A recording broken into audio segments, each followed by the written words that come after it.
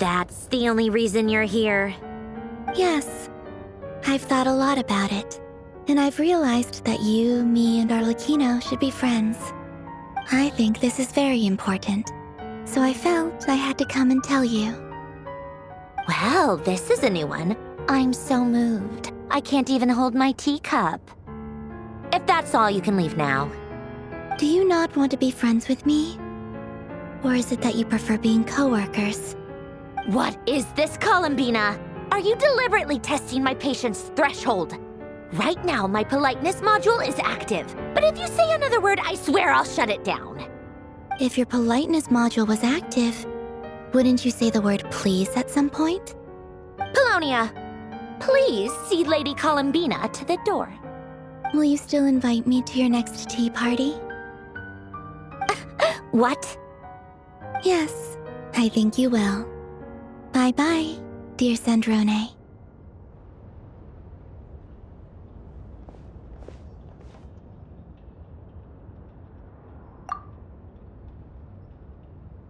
Last time, the Wild Hunt escorted you out.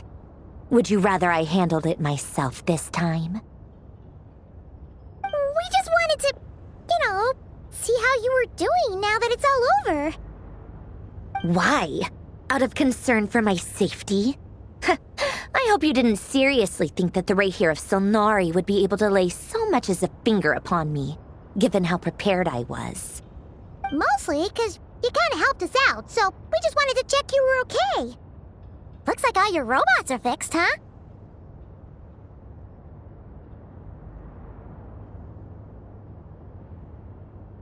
Oh, don't you worry about that. Tea time is already a write-off. The visitor before you managed to kill my appetite. If you're in the mood for tea, go ahead and help yourself. Otherwise, it's going to waste. My coasters are still missing in action, though. Use this notebook instead. Whoa! Pretty hefty notebook. Look at all those calculations. You can ignore those. They're just dumb scribblings.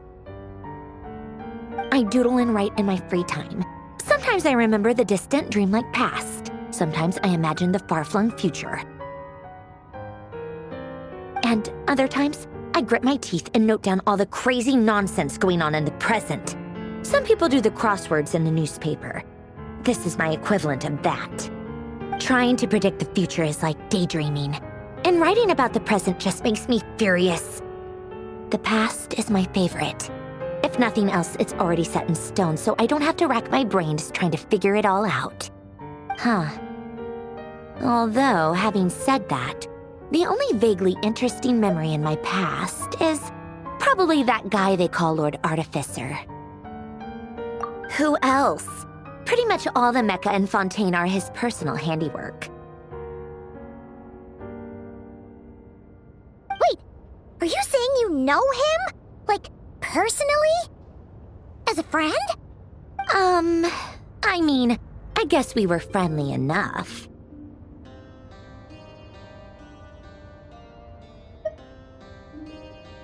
Yep.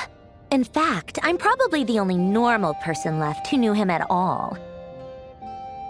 We used to chat occasionally back when he was still around. Before he passed away, he asked me to destroy all his manuscripts. I honored his request, but I did read through everything first before destroying them. I mean, I couldn't let the genius of Lord Artificer Alain Guillotin disappear like that. Would have been such a waste. So, that's where the formulas in your notebook are from? I just told you, those are my equivalent of crossword puzzles. They're just dumb formulas that I solve for fun when I'm bored. Alain's work was like epic poetry. The formulas in my notebook are just silly little riddles in comparison. Not that there's anything bad about them. I mean, at least, solving those riddles isn't going to hurt anyone. Except me, 'cause I lose a few brain cells in the process. Anyway, while we're on the topic, I might as well tell you about what happened to him and his friends. Alain Guillotin had two close buddies, Renee and Jacob. They spent their childhood years together in the Narzissenkreuz Institute. They were all quite competitive, so there was some rivalry between them, but it was a friendly rivalry. But beneath the friendship and the rivalry ran something deeper, a sense of nostalgia for the past. Unfortunately, childhood would end, the prophecy would come true, the apocalypse would arrive, and the future would never be. A mad dream that would normally only capture the minds of lunatics began to take root in their hearts. A dream of saving the world. And if Renee and Alain had been people of lesser wits, that dream would probably have ended up as something for them to joke about in their older years. But alas, they were some of the sharpest minds around. They nurtured that dream with the full power of their intellect, and it grew into something that ate away at their souls. The first of them to fall under its spell was Renee. Against Alain's wishes, he persisted in experimenting on a mutual friend of theirs to try and save their life. Alain did not approve and parted ways with Renee. It's complicated. Alain wanted to believe that Renee only did what he did for the sake of their friendship. But when he told me about what happened, I could tell he still had some suspicions about Renee's motives. Perhaps the seed that would grow into a nightmare had already sprouted in Renee's mind. Even then, the next time they met, Renee's soul had been completely engulfed by the dream of salvation. His futile attempt to change the tide of fate only resulted in a wave that swallowed up the world, even before the apocalypse came. And although that wave died down eventually, I hear that it just recently came back with a vengeance. As I understand, Renee wanted to live out his dream of salvation once more. But I'm told that the attempted resurgence finally died out for good. At long last, Renee awoke from his deluded dream. Though of course by then it was far too late. What do you think of Renee? Do you admire his transcendent genius? His view that any price was worth paying to achieve the lofty goal of saving the world? Or do you despise him? Dismiss him as an evil madman who wrought havoc on the lives of everyone around him as he pursued his delusional dream? Same difference, really. Just a matter of perspective. Really? I can't tell whether that's because you disapprove of his deeds or because he failed. Or maybe you have some other reason. Renee no longer exists in this world, and the dream he started went on to be realized by someone else. I don't like fanatics who give up their whole lives for their ideology, nor do I like fools who let their delusions take control. Maybe I could understand if Renee had just been an ordinary person, but he had a sage-like intellect, and still managed to get himself lost in the labyrinth of his own desires. Anyway, that's enough about Renee. Now, moving on to Alain Guillotin, the Lord Artificer. He managed to put a stop to the first storm whipped up by Renee. But after that, Alain lost his friends and family. To his credit, I suppose, the loss of his family and friends was purely a tragic accident. It's not like Alain sacrificed them for his cause or anything. After that, the only thing supporting his work was the same dream that had dragged his closest friend down to the abyss. But although the desire to save Fontaine drove him to found the Fontaine Research Institute, Alain continued to reject any form of transcendental knowledge or power. He was suspicious and fearful of it, having seen the way it had affected his closest friend.